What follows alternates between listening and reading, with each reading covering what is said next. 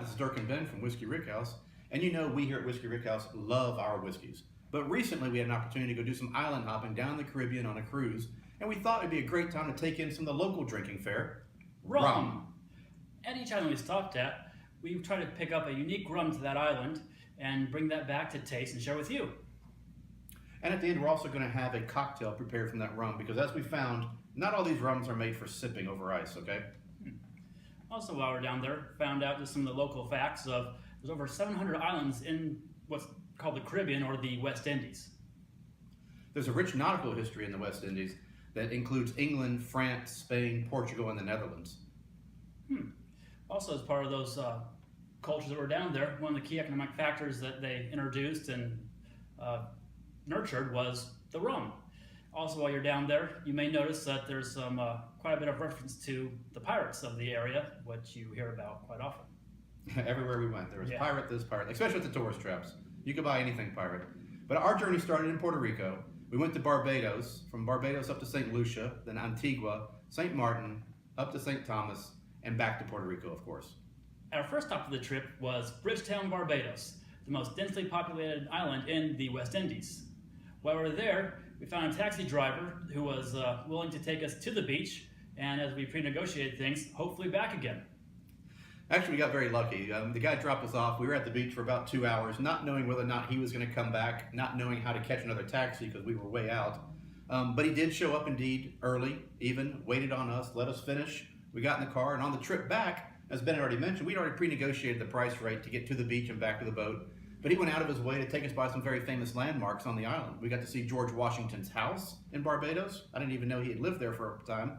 We got to see the Parliament building and several other architectural features around the island. He was very proud of his island and just wanted to share the culture with us, and we were very fortunate to get to have that experience.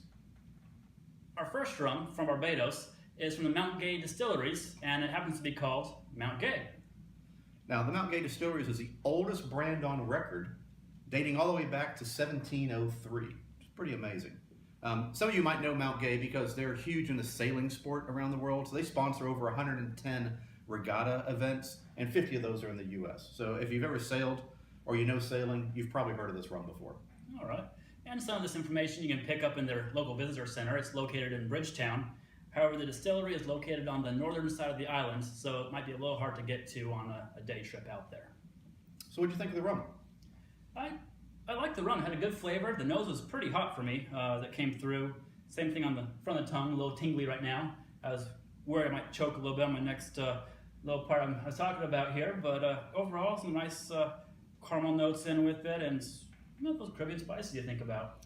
You know, I agree, man. I get a strong vanilla taste and nose off of it, but being 40% alcohol, it is a little hot. It could probably benefit either from letting it sit in the glass for a little bit longer, or possibly even diluting it with an ice cube if I was going to sip it. But I do think this will be fantastic in a cocktail, and the cocktail we've decided to feature with this particular rum is the Whiskey Rickhouse Rum Punch. So what makes the Rum Punch a Whiskey Rickhouse Rum Punch? Well, we took a pretty standard recipe. Every island has their own, and every restaurant has their own island rum punch recipe. What we did is we added a little bit of mango to ours to help sweeten it up a little bit, kind of take a little bite off of the alcohol in the rum. And as a nod to our whiskey culture, we added in some cherry bitters and also some orange bitters. And of course, the ever-present Maker's Mark Whiskey Soaked Cherry. Cheers. Yes, cheers. And you know what? That does mellow that rum out quite a bit. You can barely tell there's anything in there. That's delicious. I could drink those all day. But guys, I think that's it for this episode. Thank you very much for watching, and we hope you'll tune in next time. Where? Well, next island stop on our adventure is St. Lucia. Thanks a lot, guys. Bye.